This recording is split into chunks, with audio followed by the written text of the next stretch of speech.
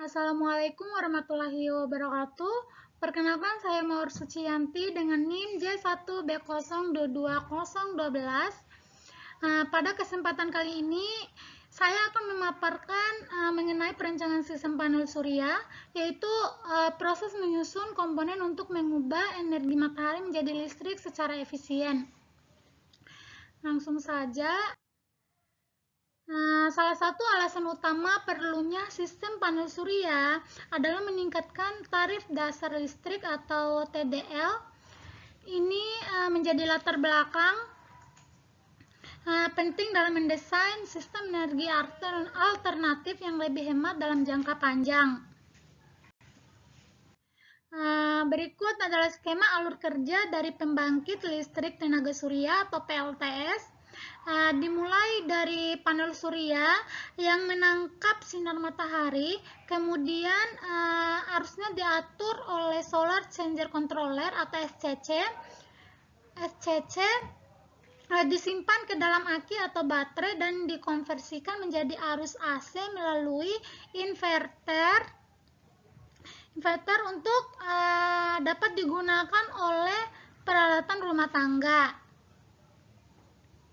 Adapun alat-alat yang digunakan di rumah ada 3 lampu, 1 pompa air, 1 mesin cuci, 1 kulkas, 2 kipas angin, 1 rice cooker, 1 setrika, dan 1 TV. Dan ini daya pengguna hariannya dan kebutuhan energi dan KWH. Next. Komponen utama yang digunakan dalam sistem ini meliputi panel surya, Solar Changer Controller atau SCC, baterai atau aki, dan inverter. Masing-masing memiliki peran penting dalam memastikan sistem berjalan secara efisien.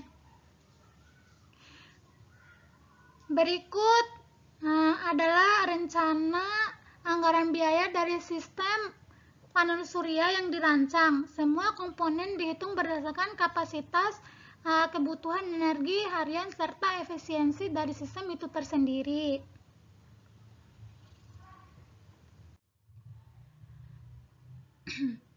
Dari perhitungan kebutuhan energi harian adalah sebesar 6,7 kWh dengan asumsi satu panel 100 watt peak atau WP menghasilkan 0,5 kWh per hari. Maka diperlukan 14 panel untuk mencukupi kebutuhan energi tersebut.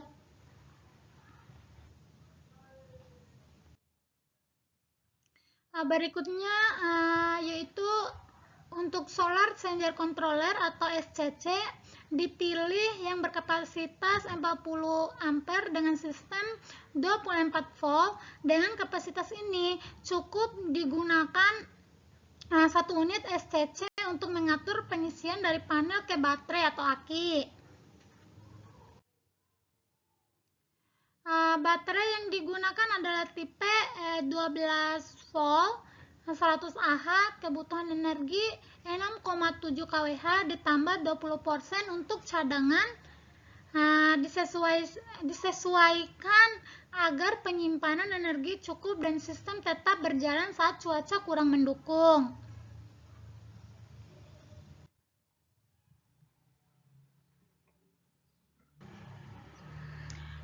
Daya total dari alat-alat yang digunakan sekitar 1485 watt, sehingga inverter minimal yang digunakan adalah 1500 watt. Namun agar lebih aman dan tahan lonjakan daya digunakan inverter 2000 watt peak. Berikutnya yaitu perhitungan BEP per bulan dan per tahun. Break-even point dihitung dari penghematan biaya listrik bulanan dengan penghematan sebesar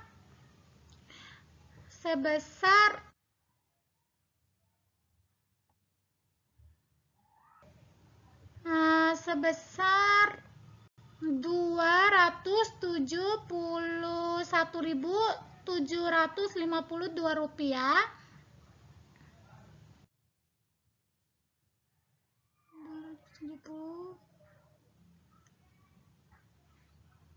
Per bulan, dan total investasi 29.700.000, maka BEP tercapai dalam waktu sekitar 9,1 tahun. Hasil perhitungan dalam perancangan sistem panel surya, diketahui bahwa kebutuhan energi harian sebesar 6,7 kWh dapat dipenuhi dengan menggunakan 14 panel surya berkapasitas 100 watt peak, 1 unit solar charger controller atau SCC, 40 ampere 24 volt, baterai atau aki 12 volt 100 Ah, dan inverter 2000 watt peak. Total biaya investasi yang dibutuhkan untuk sistem ini adalah 29.700.000 dengan estimasi penghematan biaya listrik bulanan sebesar Rp271.752, maka break-even point atau BEP dicapai dalam waktu sekitar 9,1 tahun.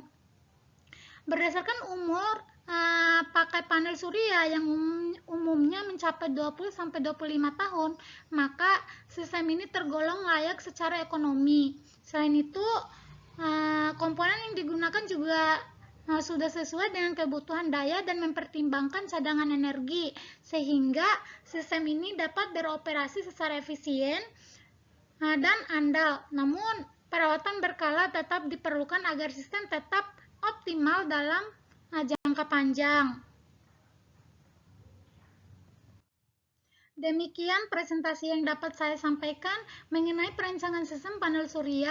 Semoga apa yang saya jelaskan hari ini dapat memberikan gambaran dan manfaat, khususnya dalam penerapan energi terbarukan yang efisien dan ekonomi. Mohon maaf apabila terdapat kekurangan dalam penyampaian. Wabillahi taufik wal hidayat. Wassalamualaikum warahmatullahi wabarakatuh.